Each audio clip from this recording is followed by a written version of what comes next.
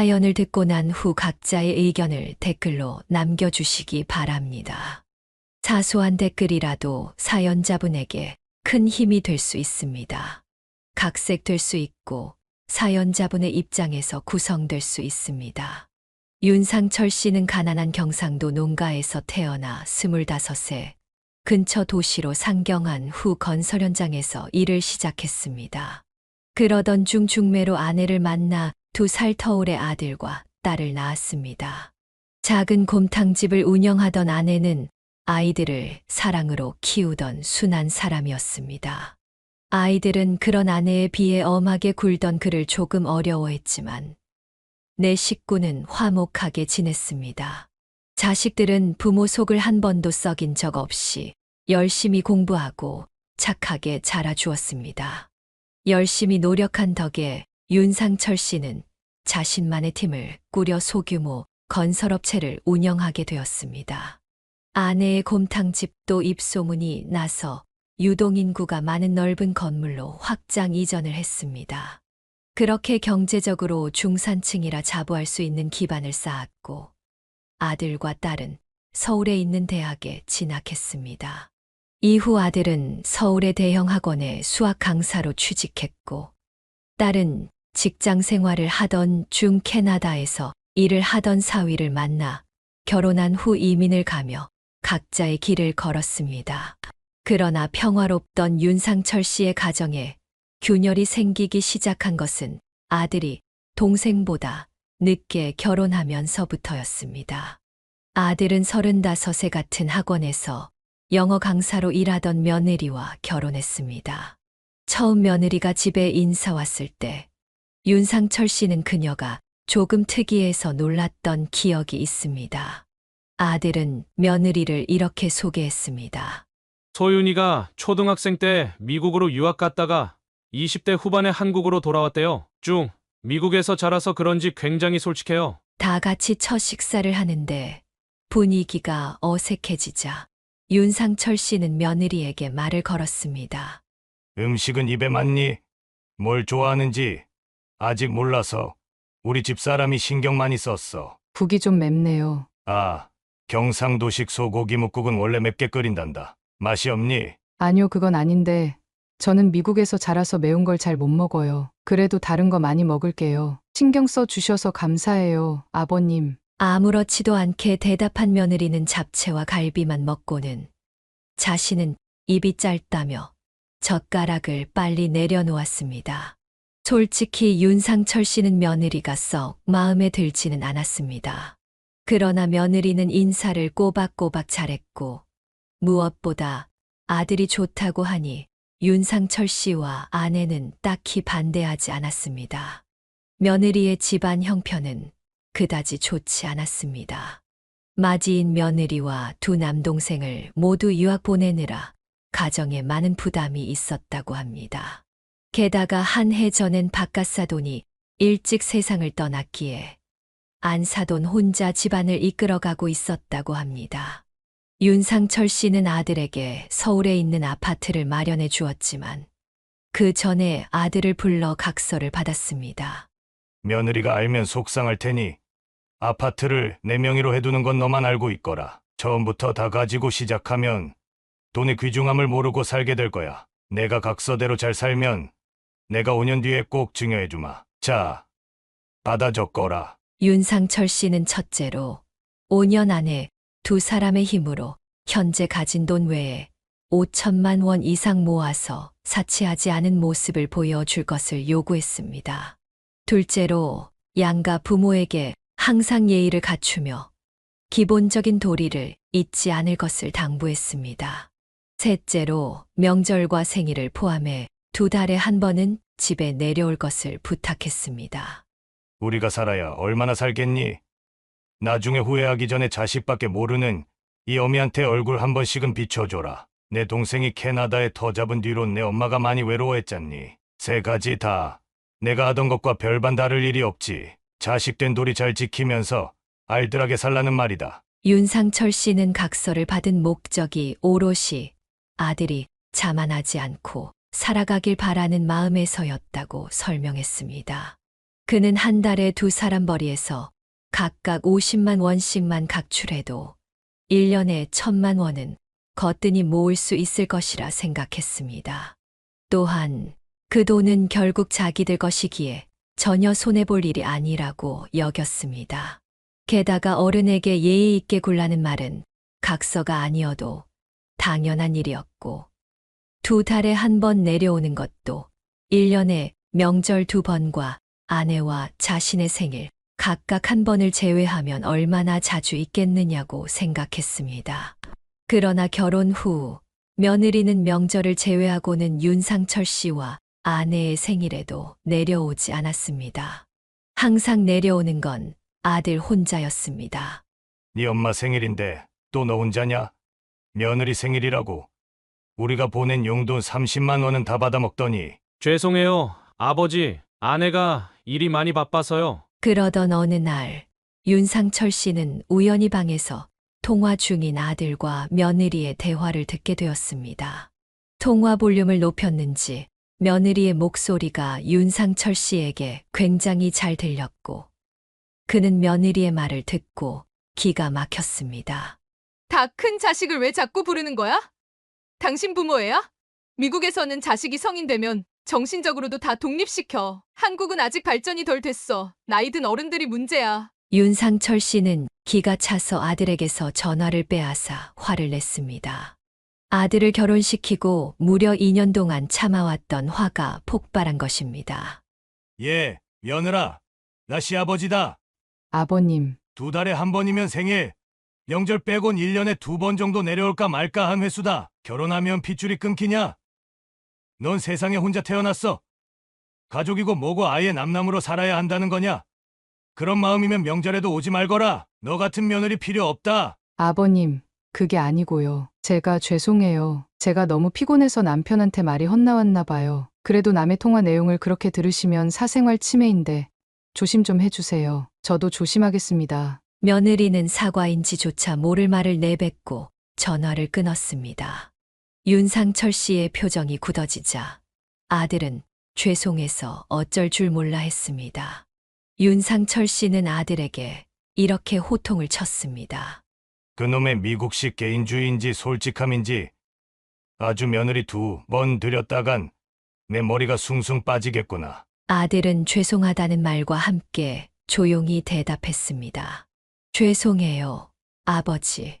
생각보다 가치관이 다르다는 게 많이 힘드네요. 제가 잘 타이르겠습니다. 몇 달 지나지 않아 다음 명절에 내려온 며느리는 뭘 잘했다고 뾰로통해 있었습니다. 윤상철 씨는 마음 같아선 뭐 하러 왔냐? 고 묻고 싶었지만 어른으로서 자식을 포용해야 한다고 생각하며 마음속으로 참을 인을 5번이나 그렸습니다. 그런데 그날따라 며느리는 소파에 가만히 앉아 손가락 하나 까딱하지 않았습니다. 평소에도 일을 거드는 편은 아니었지만 그래도 가족들이 분주히 일하고 있으면 음식을 나르는 신용이라도 했던 며느리가 그날은 아예 밥상을 받아 먹기만 했습니다. 게다가 아내가 미리 신경 써서 준비한 음식들도 젓가락으로 뒤적이며 깨작거리기만 하니 윤상철 씨는 너무나도 꼴 보기 싫었습니다. 그래도 그는 애써 참으며 며느리에게 물었습니다. 왜? 입맛이 없니? 네, 요즘 계속 못 쉬고 일만 했더니 입맛도 없고 피곤하네요. 근데 이거 뭐예요? 홍어 처음 보는구나. 그거 너희 시아버지가 좋아하는 건데 네 입맛엔 안 맞을 수도 있어. 아내는 며느리의 물음에 얼른 대답하며 잘해주고 싶은 마음을 보였습니다. 며느리는 호기심을 보이며 홍어를 입에 넣었지만 곧바로 튀어나온 며느리의 말에 모두 자리에 굳어버렸습니다. 며느리는 홍어를 밥상에 뱉으며 정확히 6이라고 소리쳤습니다. 그러곤 그제야 정신이 들었는지 윤상철 씨의 눈치를 보며 죄송하다고 했습니다. 죄송해요. 저도 모르게 그만 이런 음식 처음 먹어봐서 너무 놀랐어요. 그러니까 어머님, 왜 저한테 미리 더 주의를 안 주셨어요? 아우, 입맛 다 버렸네. 윤상철 씨는 더 이상 참을 수가 없었습니다. 그는 젓가락을 탁 내려놓으며 며느리에게 호통을 치기 시작했습니다. 예. 너 정말 해도 너무하는구나. 음식이 입에 안 맞아서 놀랐으면 서로 취향이 다르구나 하고 말 것이지. 누가 너한테 먹어보라고 강요했니? 그리고 내가 하루 종일 두고 봤는데 너 아무리 우리가 배려해준다고 해도 가족들이 다 같이 일하고 있는데 어쩜 그렇게 손 하나 까딱을 안 하냐? 명절 음식이야. 이 시애미가 너희들 고생할까봐 어제 나랑 같이 다 해놔서 할 것도 없고 고작 하는 일이라곤 다 같이 제사상 차리고 치우는 일이 전부인데 이가 무슨 상전이야? 그러자 며느리는 당돌하게 대꾸했습니다. 저는 손님이잖아요, 아버님. 손님이 왜 일을 해요? 손님은 대접받아야죠. 그리고 이 제사도 제 조상님도 아니고 이런 건 다 미신이에요. 전 이런 거에 익숙하지 않다고요. 아들이 며느리에게 따졌습니다. 나도 처갓집 가서 장인어른 제사도 다 지내고 오는데 무슨 미신 같은 소리야? 그럼 나도 내 조상님 아니니까 장인어른 제사 지내면 안 되겠네. 친정만 가족이고 시댁은 가족도 아니다. 이거야? 그럴 거면 나랑 결혼은 왜 했어? 당장 우리 부모님께 사과드려. 보다 못한 아들이 며느리에게 화를 냈습니다. 아들의 말을 들으니 며느리의 행동이 더욱 기가 막혔습니다. 그제야 며느리는 아무 말도 못하더니 마지못해 윤상철 씨와 아내에게 사과했습니다. 죄송해요.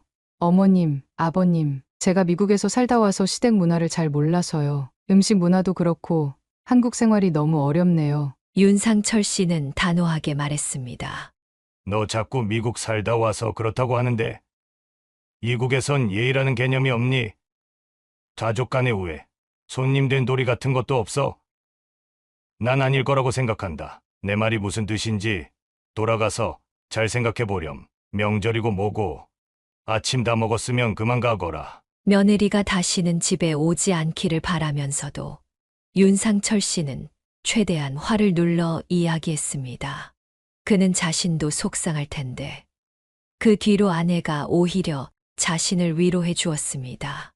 요즘 젊은 사람들 생각은 참 못 따라가겠어요. 괜히 혼자 속 끓이지 말고 그냥 알아서 살게 냅둬요. 부부인데 우환이랑 둘이서만 잘 살면 된 거죠. 가족이니 안 보고 살 수도 없고 그렇다고 아내 말대로 그냥 내버려 두자니 보고 있으면 복장이 터질 것 같아 윤상철 씨는 답답했습니다. 게다가 며느리는 다음 명절엔 학원 아이들 시험 준비 때문에 바쁘다며 못 내려온다고 아예 통보를 했습니다. 그래, 알겠다. 일이 우선이지. 몸 상하지 않게 쉬엄쉬엄 일하거라. 봐도 안 봐도 속 터지는 상황이라 윤상철 씨는 그저 며느리에게 좋게 말하곤 전화를 끊었습니다. 거의 체념 수준이었던 것이죠. 이 아슬아슬한 관계는 아들이 결혼한 지 3년이 된 해에 결국 터지고 말았습니다. 건강검진을 받던 윤상철 씨는 대장 내시경 검사에서 용종 2개가 발견되었습니다. 위치도 안 좋고 크기도 커서 병원에서 큰 병원으로 가서 떼어내고 조직 검사를 받으라고 했습니다. 윤상철 씨는 너무 무서웠습니다. 나이가 들면서 주위 사람들이 하나둘 아프고 암에 걸리는 일들을 봐왔는데 그게 자신의 일이 될 수도 있다고 생각하니 두려움이 엄습했습니다. 그는 서울에 있는 대학병원에 예약을 잡고 서울로 향했습니다.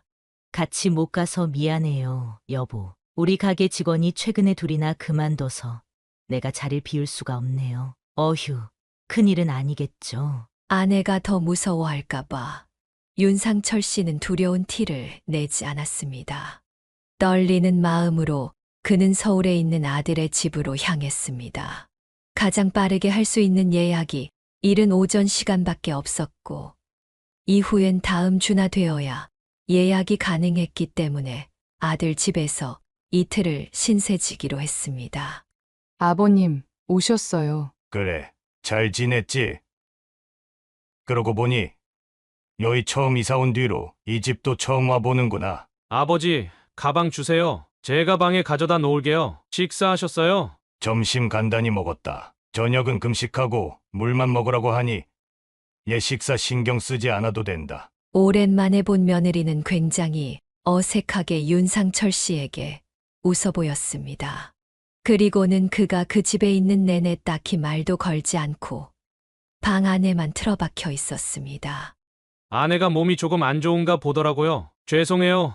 아버지, 네 아내 잘 챙겨줘. 난 신경 쓰지 말고. 며느리의 행동이 거슬렸지만 아프다는 말에 오히려 윤상철 씨는 미안해졌습니다. 마음이라도 편해야 하는데 자신이 손님으로 와 있으니 말입니다. 그는 며느리에게 신경 쓰이지 않게 최대한 조심조심 다녔고 다음 날을 위해 일찍 잠을 청했습니다. 하지만 1시간이 지나도 먹은 것이 없어서 그런지 잠이 오지 않았습니다. 물이라도 마실까 싶어 윤상철 씨는 결국 방문을 열고 나왔습니다. 밤 11시인데 아직 안 자나 보네. 그는 살짝 열린 방문 틈새로 새어 나오는 아들 부부의 방 불빛을 보며 중얼거렸습니다. 얼른 물만 마시고 들어가려 했으나 며느리와 아들의 목소리가 그의 발목을 붙잡았습니다. 윤상철 씨는 아들의 말을 듣고 깊은 한숨을 내쉬었습니다. 아버지가 다른 것도 아니고 병원 때문에 오신 건데 당신 꼭 이래야만 했어? 나 너무 죄송해서 아버지께 당신 아프다고까지 둘러댔어. 아들의 말은 윤상철 씨의 가슴을 무겁게 만들었습니다. 며느리는 몸이 아프지 않았고 그저 윤상철 씨가 온 것이 싫었던 것입니다. 그리고 이어진 며느리의 말은 그동안 참아왔던 그의 모든 인내심을 폭발하게 만들었습니다. 그럼 불편한데 어떡하라고? 애초에 볼 일이 있으면 호텔을 잡던가 하시지. 왜 아들 집에 와? 당신 부모는 사생활 존중도 못 해줘. 우리 아버지가 남이야? 그것도 일주일도 아니고 고작 이틀인데 그걸 못 참고 불편한 티를 팍팍 내야 돼. 아, 몰라 진짜. 옷도 편하게 못 입고. 이게 뭐야? 퇴근해서 피곤해 죽겠는데. 그나마 밥 차려달라고 안 하셔서 다행이네. 아우, 귀찮아 정말. 당신 아버님 다음부턴 호텔 잡아드리던가. 아무튼 여기 오시기에 너무 불편하니까. 가뜩이나 나만 보면 맨날 뭐라고 하셔서 짜증 나는데. 아들의 목소리가 격해졌습니다. 뭐? 짜증나. 당신 지금 말 다 했어? 내가 내 입 가지고 뭔 말도 못해? 나 이런 거 딱 질색이니까. 나한테 제발 며느리 도리 강요 좀 하지 마. 3년 동안 그렇게 싫은 티를 팍팍 냈는데 당신 아버지 눈치도 없으시대? 그냥 우리끼리 잘 살게 좀 냅두시라고 해. 윤상철 씨는 조용히 듣고 있다가 며느리의 행동에 너무나도 분노가 치밀어 올랐습니다. 아들은 울분을 토하며 계속 말을 이어갔습니다. 당신이 언제 며느리 도리를 했는데? 그리고 내가 언제 며느리 도리를 강요했어? 명절에 우리 집 가자는 거 당신 친정엔 옆 동네라고 한 달에 한 번씩 꼬박꼬박 가잖아. 무조건 나까지 데리고 가야 해. 우리 부모님이 당신한테 설거지 시키고 음식을 시키고 같이 수저 놓고 음식 나르고 빈 그릇 가져다 놓는 게 그렇게 힘들어? 난 장모님 혼자 사시는 집 가서 항상 집 고장난 거 손봐드리고 설거지에 뒷정리도 다 하고 오는데 당신 우리 부모님께 살갑게 전화 한 번을 먼저 하기로 했어. 생신이라고 찾아가서 케이크 한 번 사드리기로 했어. 그리고 당신 행동이 도가 지나치니까 아버지가 한마디 하신 거 가지고 우리 부모님을 유난인 것처럼 만들지 마. 원래 시자 들어가면 같은 말도 더 조심해야 하는 거 몰라? 요즘 세상이 어떤 세상인데 시부모가 며느리한테 이래라 저래라 하냐고? 아, 진짜. 내 집에 남 좀 못 오게 하라는 게 이렇게 싸울 일이야? 불편해. 나 불편하다고. 윤상철 씨는 헛웃음을 지었습니다. 그는 그동안 며느리를 존중하고 배려해 주려고 노력했지만 며느리는 그런 그를 불편한 시댁남 이상으로 보지 않았던 것입니다. 그는 열린 방문을 2번 노크하고 방 안으로 들어갔습니다. 아버지, 안 주무셨어요? 소리를 지르며 싸우던 아들과 며느리는 윤상철 씨를 보자마자 굉장히 당황했습니다. 윤상철 씨는 며느리를 쳐다보며 또박또박 말하기 시작했습니다. 내가 이 집에 와 있으니 불편하니? 며느리는 눈을 피하며 대꾸했습니다. 아버님은 엿듣는 게 취미세요? 다 들으셨다니. 저 그냥 솔직히 말할게요. 네, 저 아버님 불편해요. 제발 자식 결혼시켰으면 간섭하지 말고 좀 내버려 두세요. 아들은 며느리를 말리려 했지만 윤상철 씨가 먼저 말을 막았습니다. 여보, 넌 가만히 있거라. 그는 한숨을 쉬며 말을 이어갔습니다. 그래, 알겠다. 네가 날 그렇게 불편해하니 나도 네가 불편하구나. 그래도 가족이 되는 과정이라고 생각하고 최대한 널 이해하고 참아주려고 했는데 그런 배려가 너에겐 하나도 소용이 없었던 모양이다. 그래, 우리 앞으로 서로 선은 정확히 지키자. 며느리는 표독스런 표정을 지으며 말했습니다. 이제야 좀 말이 통하시네요. 앞으로 자식이 독립된 가정을 꾸려 나가는데 제발 방해 좀 하지 말아주세요. 윤상철 씨는 그런 며느리에게 정말 말하고 싶지 않았던 마지막 말을 꺼냈습니다. 그래, 네가 바라는 것처럼 정신적으로도 경제적으로도 독립시켜주마. 나도 네가 불편하니 이 집에선 네가 나가거라. 며느리는 당황하며 대꾸했습니다. 제 집인데 제가 왜 이 집에서 나가요? 윤상철 씨는 단호하게 말했습니다. 이게 웬 네 집이야? 엄연히 내 명의로 된 내 집인데 내가 네 마음이 불편할까봐 숨긴 건데 사실 내가 이 집 사줄 때 우환이한테 각서를 하나 받아뒀다. 우환이, 너 집에 있는 각서 좀 꺼내서 세아가한테 보여줘라. 내가 각서 내용만 잘 지키면 5년 뒤에 이 집 명의를 돌려준다고 했는데 그 각서 내용 중 지켜진 게 몇 개나 있는지 모르겠구나. 그래도 집을 무기로 휘두르는 건 어른으로서 치졸한 것 같아. 내 최대한 집 이야긴 꺼내지 않으려고 했는데 너 하는 꼴을 보니까 괘씸해서 절대 이 집 못 주겠구나. 차라리 헐값에 파는 게 낫겠다. 우환이, 너 3년 동안 돈은 얼마나 모았니? 아들은 고개를 푹 숙이며 대답했습니다. 2,500만 원 정도. 5년 안에 5천만 원 택도 없겠구나. 각서 중에 지켜진 내용은 하나도 없던 게야. 우환이, 너한테 말했지? 기본적인 도리도 못 지키는 사람은 대우해줄 가치가 없다고. 며느리, 네가 며느리 된 도리, 자식 된 도리 다 하기 싫다고 하니 나도 부모 된 도리 너에게 해주고 싶지 않구나. 그러니까 나가라. 우환이, 너도 마찬가지야. 아들은 고개를 푹 숙이고 윤상철 씨에게 죄송하다고 말했습니다. 한편 며느리는 차마 믿지 못하겠다는 듯 아들이 건네준 각서를 몇 번이고 계속해서 읽어보았습니다. 그러더니 대뜸 아들에게 소리를 질렀습니다. 이거 사기 결혼 아니야? 왜 이걸 나한테 말을 안 했어? 알았으면 나도 좀 더 신경을 썼을 거 아니야. 며느리의 말에 아들은 결국 폭발하고 말았습니다. 돈 모으는 건 함께 지키지 못했으니 그렇다 치고 명절 생신 빼고 1년에 2번 더 우리 집 내려가는 거 부모님께 예의 있게 구는 일이 꼭 말을 해야만 지킬 수 있는 일이야? 이건 자식으로서 기본적으로 할 수 있고 해야만 했던 일이잖아. 나도 당신을 선택한 책임이 있으니 어떻게든 참고 당신을 설득하고 고쳐보려고 노력했어. 근데 당신은 안 되겠다. 당신하고 살다간 내가 우리 부모님하고도 멀어질 것 같아. 나 더 이상 내 부모님 속 타들어가게 하고 싶지 않으니까 당신 그냥 짐 싸서 이 집에서 나가. 난 나대로 살 집 구할 테니까 우리 그냥 이혼해. 이혼. 이혼이라니? 고작 이런 일로? 이런 일을 고작이라고 생각하는 거 자체가 내가 더 이상 당신하고 살 수 없는 이유야. 내가 사람을 잘못 봐도 한참 잘못 봤어. 아들의 엄청난 발언에 며느리는 잔뜩 겁에 질린 표정을 지었습니다. 그리고 그제야 며느리는 윤상철 씨와 아들에게 싹싹 빌기 시작했습니다. 여보, 내가 잘못했어. 아버님, 제가 잘못했어요. 그게 사실은요. 제 친구들이 미국이랑 달리 한국 시댁은 지독하고 무섭다고.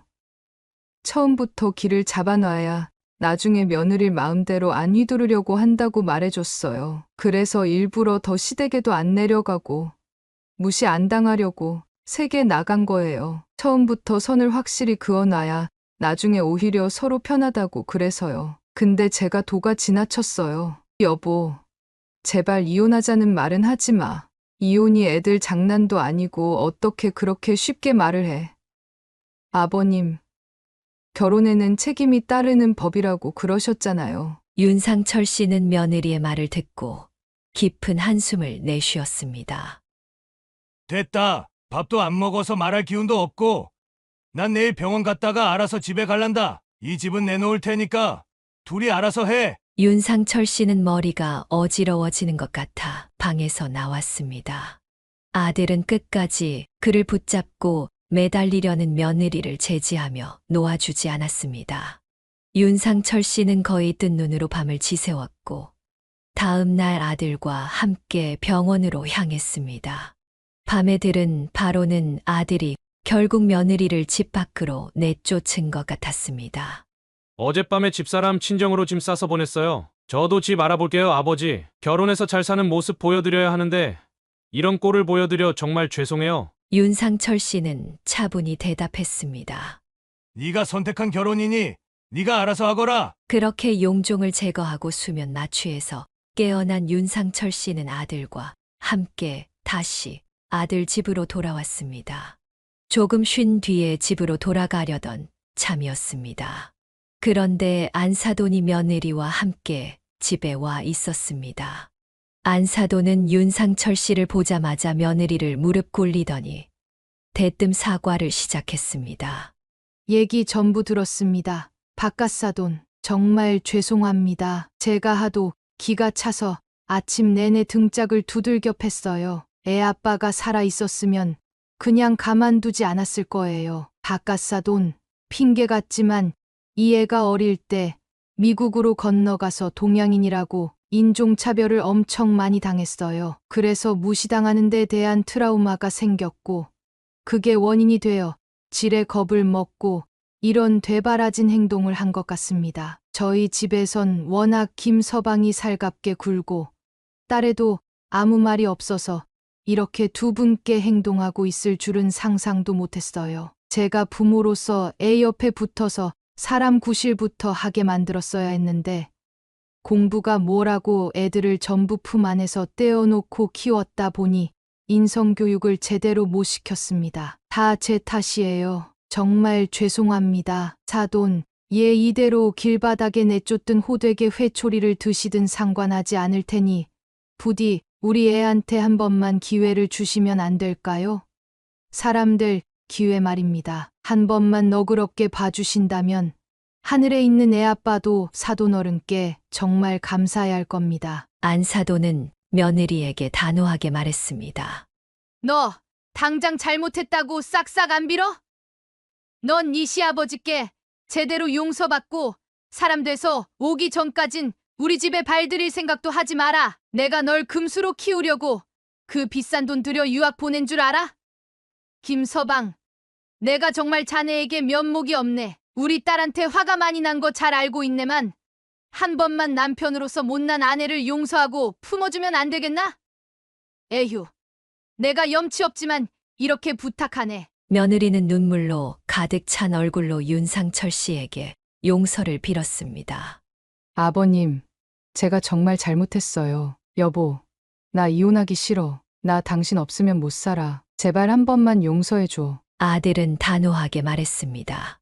아버지가 용서하시기 전까진 나도 용서할 생각 없어요. 한참 뒤 안사돈이 돌아간 후에도 며느리는 여전히 무릎을 꿇고 윤상철 씨에게 용서를 구하고 있었습니다. 안사돈의 간곡한 부탁에 마음이 약해진 윤상철 씨는 결국 며느리에게 이렇게 말했습니다. 알았으니 그만 일어나거라. 앞으로 네가 어떻게 하는지 본 뒤에 내가 용서해 줄지 말지. 널 앞으로도 내 가족으로 생각할 수 있을지 판단해 보마. 너 그때까지 토 달지 않고 내가 하라는 대로 할 수 있겠어? 며느리는 눈물을 흘리며 대답했습니다. 네, 기회만 주시면 뭐든지 다 할게요. 그러니까 제발 이대로 좀 외면하지 말아주세요, 아버님. 윤상철 씨는 고개를 끄덕이며 말했습니다. 알겠다. 우환이 너도 네 안사람과 잘 대화해 보려무나. 윤상철 씨는 골치가 아파왔습니다. 아이고, 골치야. 집 문제는 우선 미뤄두자. 이제 난 집에 가련다. 서울에 와서 좀 쉬다 갈랬더니 아주 몸도 마음도 천근만근이 돼서 돌아가는구나. 윤상철 씨는 대중교통을 이용하겠다고 했으나 아들은 끝내 그를 집까지 데려다 주었습니다.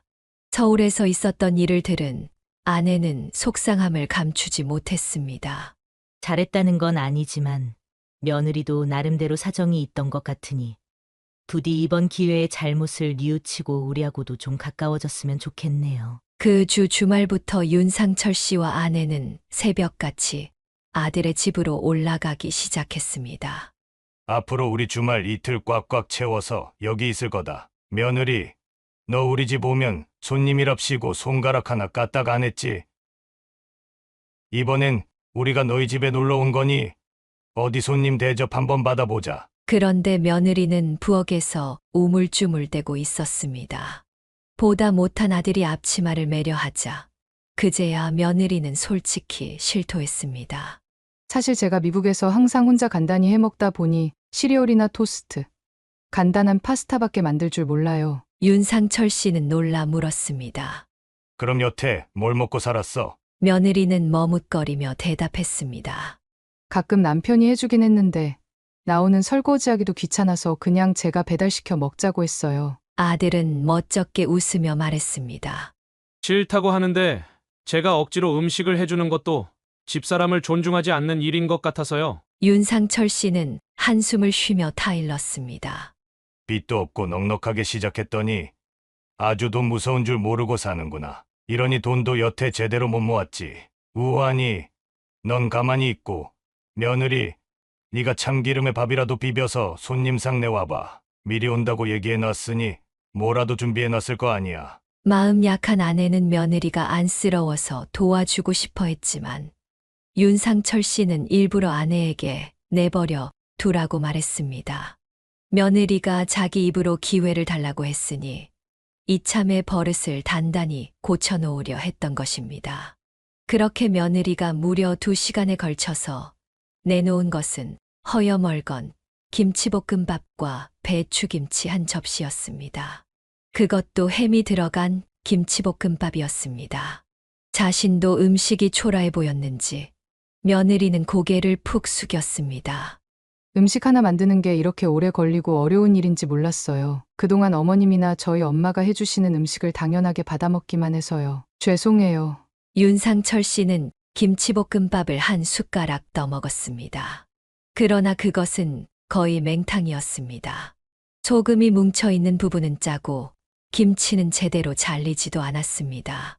아내와 아들은 꾹 참고 그냥 씹어 넘겼지만 윤상철 씨는 일부러 과거 며느리가 했던 것처럼 솔직하게 말했습니다. 소금 뭉친 데는 짜서 못 먹겠고 나머진 싱거워서 못 먹겠다. 김치는 씻어놓고 햄은 갈아서 넣은 거냐? 아무튼 내 입맛엔 영 안 맞는다. 난 입맛 없어서 더 못 먹겠다. 윤상철 씨는 며느리의 반응을 보고 한숨을 내쉬며 말했습니다. 그래도 열심히 만든 건데 너무하세요, 아버님. 그는 고개를 저으며 대답했습니다. 내가 너무하다고? 너도 네 시어머니가 해준 국 먹고 매워서 못 먹겠다고? 입맛이 없어서 못 먹겠다고 하며 열심히 음식한 이 시어머니 기운 빠지게 하지 않았어. 이게 네가 말하는 솔직하고 무시 안 당하는 화법 아니냐? 나도 그렇게 한번 솔직해져 보련다. 그래도 난 소금 뭉친 부분 씹을 때 너처럼 욕은 안 했다. 윤상철 씨는 자신이 했던 일명 거울 치료를 통해 며느리에게 자신이 했던 행동을 상기시켜주자 며느리는 아무 말도 하지 못했습니다. 그날 점심으로 며느리가 내놓은 김치전도 맛이 희한했고 결국 보다 못한 아내가 저녁엔 치킨을 시켜 먹자고 제안했습니다. 다음 날에도 며느리는 내내 주방에 붙어 있었지만 윤상철 씨와 아내는 일부러 설거지도 뒷정리도 돕지 않았습니다. 오직 아들만이 엉망이 된 주방을 며느리와 함께 정리하느라 바빴습니다. 그날 저녁 석탄맛 고등어구이를 먹던 윤상철 씨는 며느리에게 물었습니다. 이제 우리 그만 올까? 아니에요, 아버님. 제가 그동안 잘못해왔던 만큼 열심히 해볼게요. 아버님 덕분에 남편도 제게 한 번만 기회를 더 준다고 말해줬어요. 다음 주에 찾아갔을 때 며느리는 이번에는 만반의 준비를 해놓고 있었습니다. 잡채와 김치찌개, 직접 버무린 듯한 무생채와 파전까지 준비되어 있었습니다. 하지만 여전히 김치찌개는 맹탕이었고 무생채는 시큼하기 짝이 없었으며 파전에서는 계란 껍질이 씹혔습니다. 윤상철 씨는 며느리에게 물었습니다. 간 안 본 거니? 아니요. 제가 열심히 한다고 했는데 그나마 최대한 살려서 이 정도인 거예요. 아내는 애써 며느리를 두둔하며 말했습니다. 그래도 저번보다 가짓수도 늘고 모양새는 제법 잡혔네요. 고생했다. 아가 맛있게 먹으마. 그러나 결국 아내는 커다란 계란 껍질을 씹어 잇몸에서 피가 났습니다.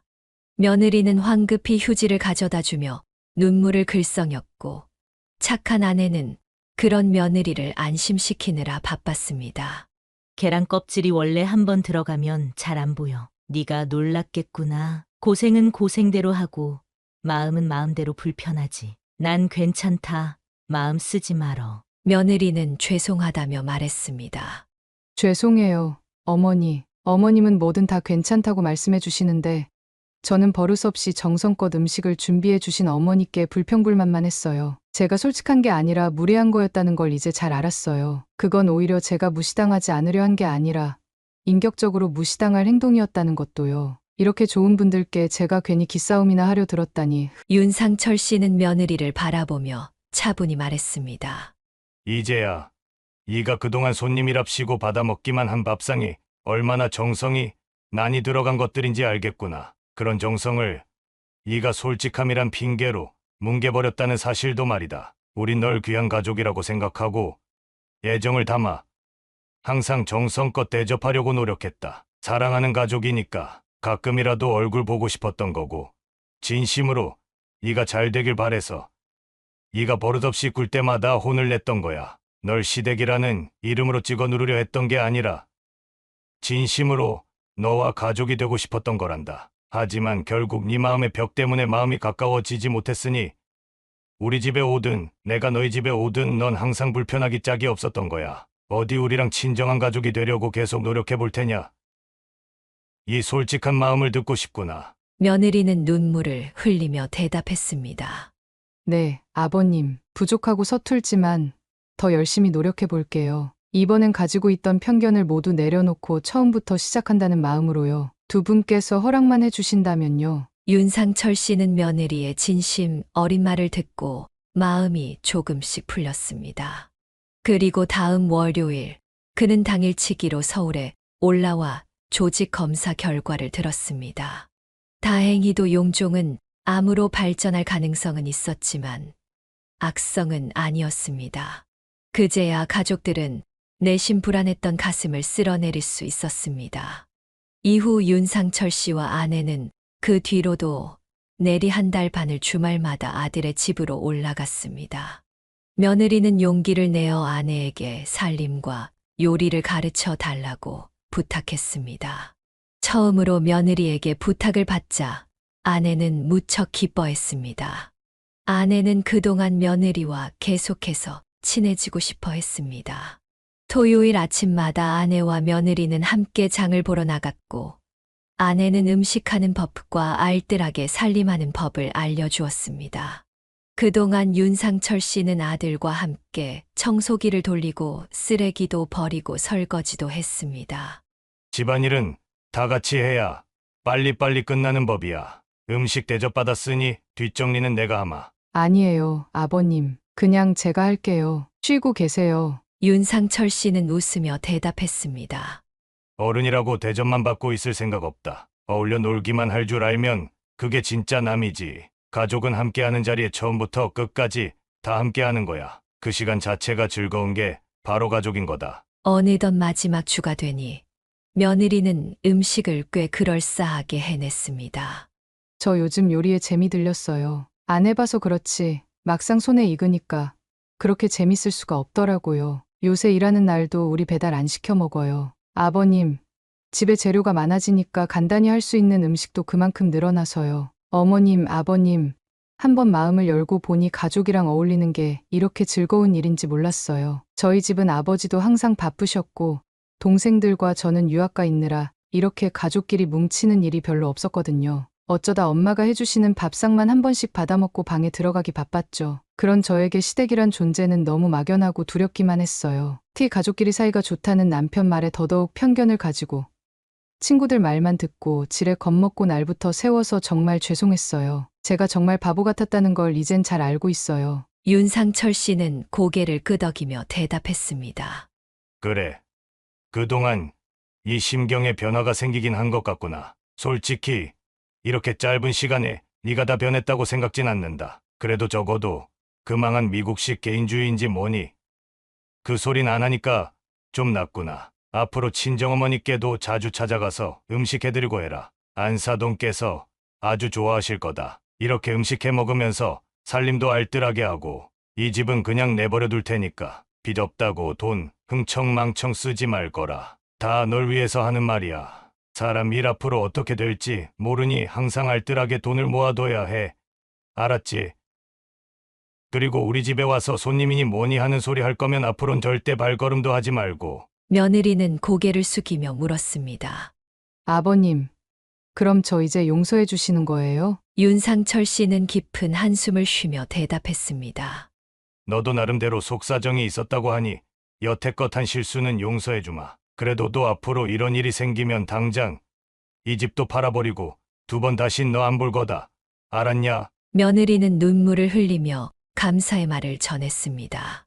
감사해요, 아버님. 저 이제 이름뿐만 아니라 진짜 이 집 식구로 살게요. 그렇게 무려 2달에 걸친 며느리 버릇 고치기는 막을 내렸습니다. 아들도 며느리가 흐느끼는 모습을 보자 눈물을 글썽이며 윤상철 씨에게 고맙다고 말했습니다. 마음 약한 아내는 며느리를 부둥켜 안고 내가 더 고맙다 하며 울었습니다.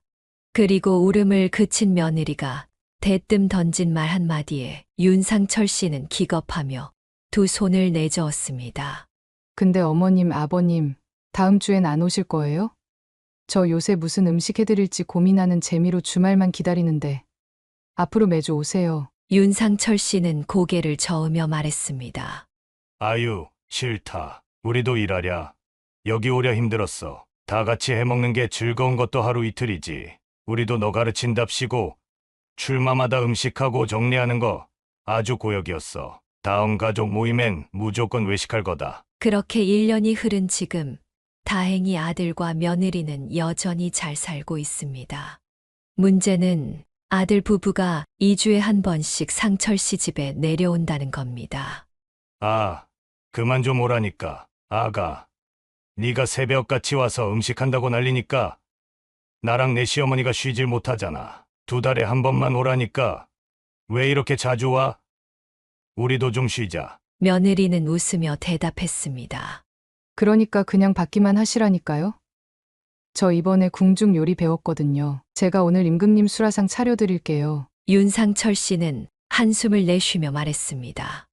아유, 설거지 거리가 또 어마어마하게 나오겠구먼. 그러자 아내가 밝게 웃으며 말했습니다. 왜요, 여보? 난 우리 예쁜 며느리 자주 봐서 좋기만 하구만. 아가, 내가 저녁엔 너 좋아하는 갈비 해주마. 이미 재료도 다 사놨어. 그러니까 저녁은 이 엄마한테 받아먹기만 해라. 알았지? 윤상철 씨는 내신 며느리와의 거리가 가까워진 것을 기뻐하면서도 조금 피곤한 상태였습니다. 그러나 며느리와 아내는 신이 나 있었죠. 캐나다의 바깥사돈의 건강 문제로 2년 만에 한국에 들어왔던 딸과 사위는 그런 모습을 보며 웃었습니다.